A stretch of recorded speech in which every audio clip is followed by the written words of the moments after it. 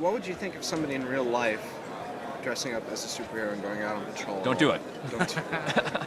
They actually think they're superheroes. And actually They go dress out up every day and beat the go crap out out of and- bad guys. Okay. I think they need to get their head checked. I really don't think it'd be all that far-fetched, but I don't think it would happen. I think it would be silly. Honestly. Silly? Yes.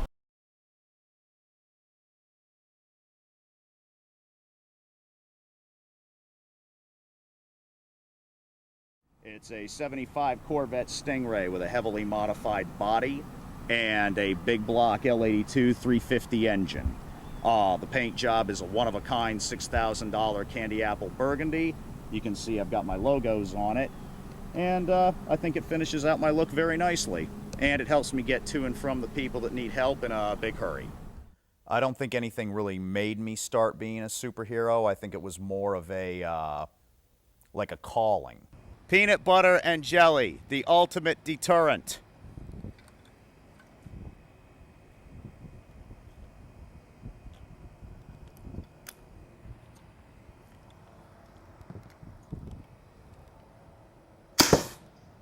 It's one of those things that you always wanted to do but didn't really know how to do. It started out as something cheesy. It was red spandex with a badly sewn on SH because I wanted to look cheesy, like a guy who was trying to be a superhero.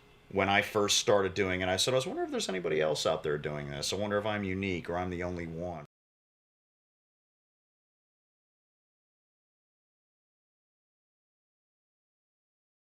My costume was put together just through different Halloween things that I collected over the years. So I just started messing around one day and I realized that I looked like a superhero. When I looked in the mirror, it felt like, I don't know, it felt like I had taken on another persona, like I had actually become a superhero. Usually I get everything off the internet. Yeah. Then even my socks are the only socks I wear with this outfit. And the cane I got off the internet, it's reinforced lucite and then nickel plated. Then the gloves, the internet too, and the mask I got from some island country. And this suit I got in Tokyo when I was there recently. Warren Ellis put us on his website, which caused an explosion for this thing, and which kind of acted as our endorsement of, you know, being superheroes, because he's like one of the #1 comic book writers. Dr. Discord and I both had wrote him just to, you know, tell him what we were doing and that he inspired us and things like that. And we also wrote Grant Morrison, but he never wrote back. So,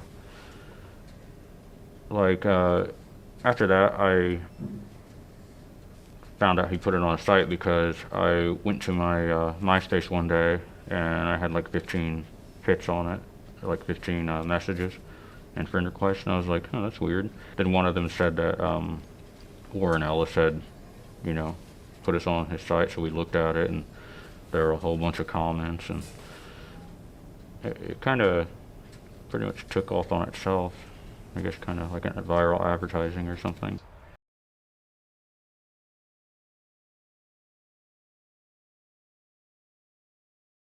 I started wearing masks around 12 years old.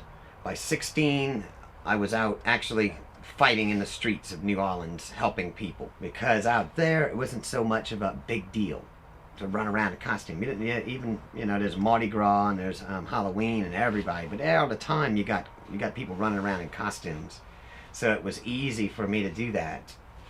But of course, my place is all washed up and washed away now. My friends kept on calling me Master Legend. I said, well, why don't I just go with Master Legend? That seems like it works anyway, so that's how Master Legend, being a Kung Fu master and telling all my legendary stories, which are real.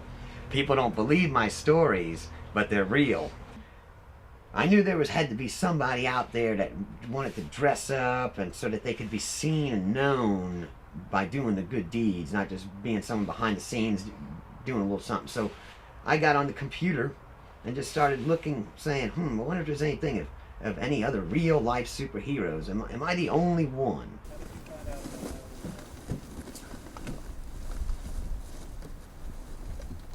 Oh, there we go. Whew.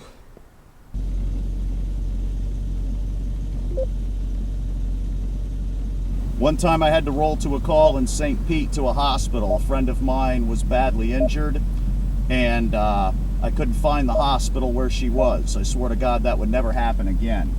So I use a Garmin Street Pilot. This little baby will talk to you and get you right where you need to go, right to the front door of where you need to be. There we go, we're on the way. Drive 0.1 miles northwest, then turn left.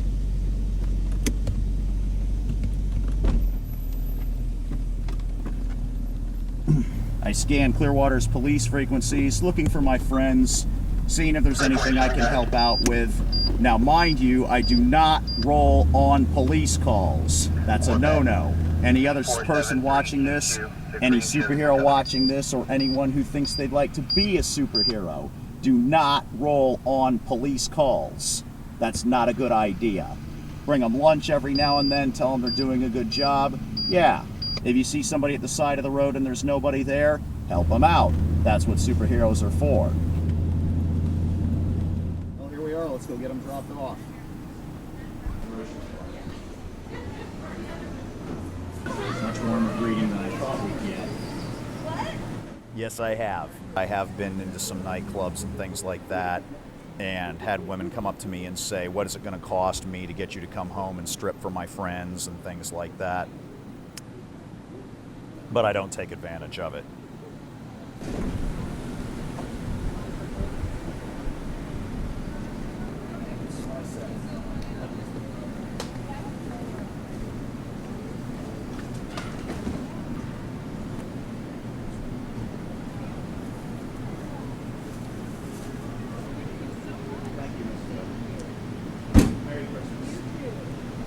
I do run a lot of patrols.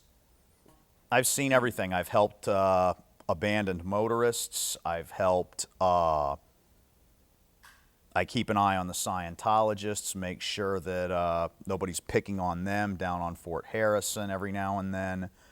I feed a lot of cops, bring them lunch, talk to them, things like that. Just stuff of that nature.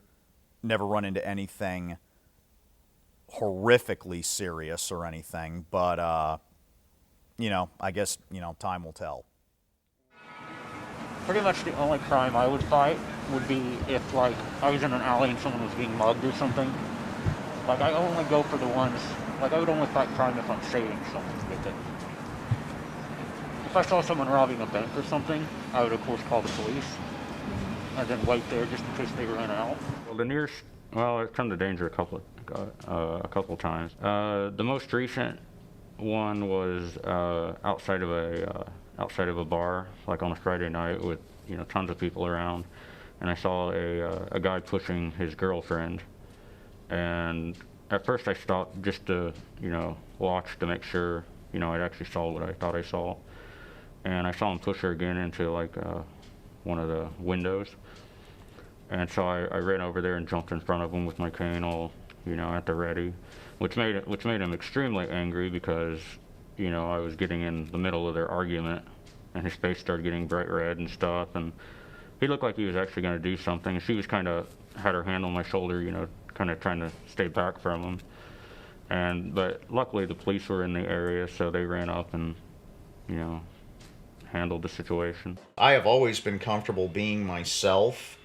I think it agitated me that other people did not want me to be myself.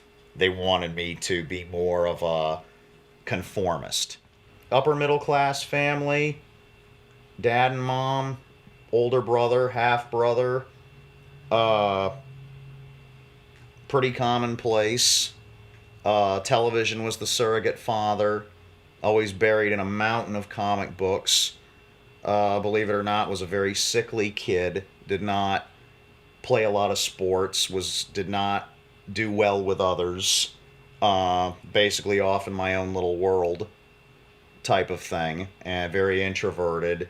And I guess I saw the comic book heroes and that sort of thing as the strong, dynamic character that I would like to be, maybe kind of an escape, something like that.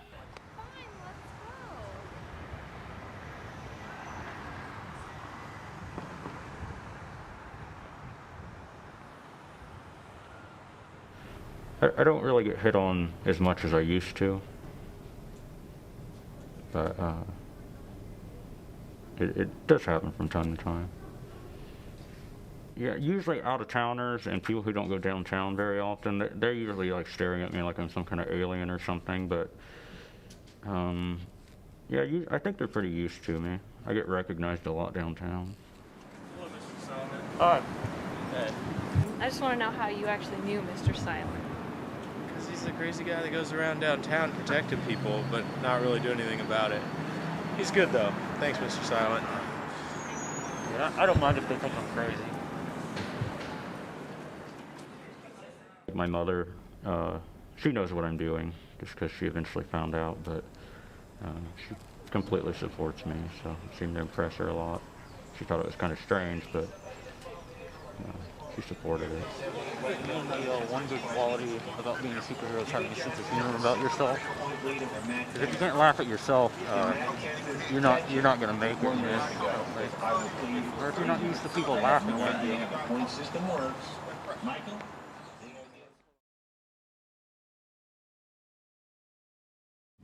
Actually, I had an altercation with the police a while ago that kind of convinced me that I shouldn't be using it at all.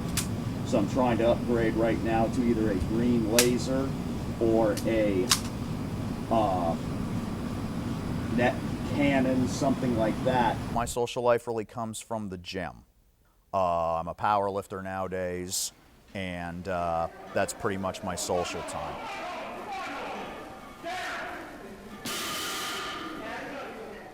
We actually. Oh, you want to take a chance? Go ahead. We met at the gym up there in Clearwater. Hung around more than anything else. Traded workout secrets. Started dating on New Year's. Had our first date. We went out on New Year's Eve a little over a year ago. Mm-hmm. Yeah. What you wind up doing for love, huh? You just would never know. I'm doing this to support Dale because I believe in, him and what he does, and it's something for us to do together. I think it will be a completely different experience than anything I've done in my life before. Okay. We had one more thing to take care of here during the interview, and that was you wanted me to surprise you. Yeah, you did. You said, this is woman logic for you. She said, how are you going to surprise me when you propose to me, but don't tell me? No, I said, are you thinking about it? But don't tell me. That's woman logic for you. No. So I couldn't think of a better way to propose to you than in costume. So forget the part I never wanted to get married or have children. That was before she met superhero. No, that's before. But I can't think of anybody who I'd rather spend the rest of my life with. You treat me like a king. I treat you like a queen. I've never felt so respected and loved, and I want you to marry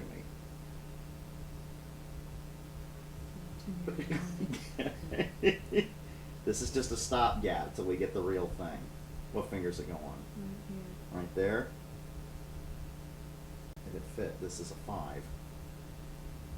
There. How about that? I saw the box this morning. I said I didn't think I should open it.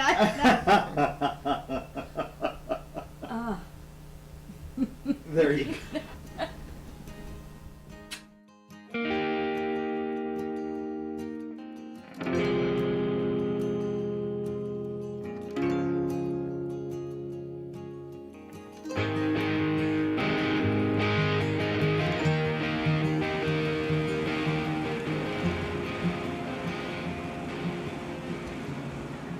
Since the last time y'all have seen me, I have been in a few more fights, and I had to 2 people attacked me in my yard here, but that was a bad mistake for them to do so, because one of them went to the hospital and had to have brain surgery for brain hemorrhage. Master Legend does not try to hurt people on purpose. I was stopped by the cops myself not too long ago. It was just like a week ago, hardly even a week ago. The one guy, he must have been new to the Winter Park area, so he never seen me before.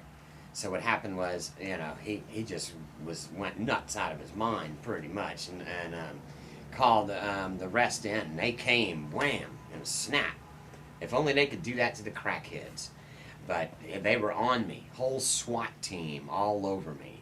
You know, guns pointed at me every which way, and they had me with my hands up, and then they had my hands on the car. They took away my shock device. As the one that I carry with me most of the time, it's perfectly legal. Yes, I did shock myself with it through my glove. Now these are Kevlar bulletproof gloves, and well, if it can shock through that, I can imagine what it's going to do to the criminal or the crook. Well, for one thing, if we look at the old showcase, a friend of mine did this portrait, and there, as we look down below, there is my certificate of commendation from the Orange County Sheriff's Department. I won that award, and all for doing my life-risking superhero things. Now here we go. I have been working with just this as an experimentation, and this paintball gun. You know, I got my paintballs and stuff and cartridges down there. Now you know, everyone's seen paintball guns, but what I have been working on is pepper balls and a certain thing that I put in here, which I'm trying to still figure it out how to make it work perfectly. It sends out two projectiles that has a string, so when it comes out it's like a bolo rope, and I'll like shoot it, and when I do shoot it, it will tangle around a person's foot. I'm into witchcraft, okay? I love witchcraft, and witchcraft is beyond what a lot of people think. Now, I've been studying super strings, the strand theory, and trying to incorporate it with genetic code. Now, I knew that this was going to be a big thing, and you will see it. Master Legend told you first. And as I break down the secrets of life, and I told people about this forever, now they're finally realizing it. I do spells. I like to use candles. Here's a little something for you. I'm going to be giving this out to people around Christmas this year. And it's the Master Legend Space Tunnel Light. This is my staff, and as I really love the staff. One of my most favorite weapons, because you know why? At the Abbey, when I was at the Abbey, this is what they had taught me, okay? Well, got the seal in here, but the Abbey taught me that the staff is one of the greatest weapons you can ever have when it comes to, you know, dealing with straight up fighting. Of course, guns, and I can knock a gun out of someone's hand if I wanted to, and if I'm fast enough. You have to be fast enough to do it.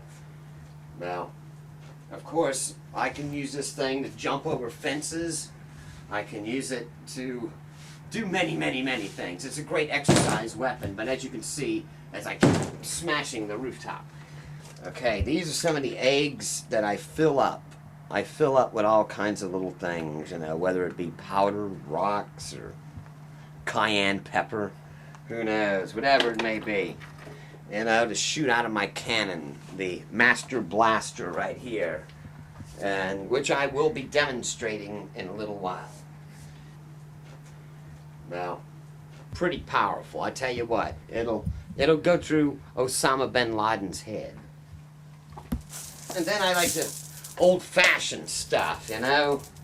The old-fashioned stuff always works good.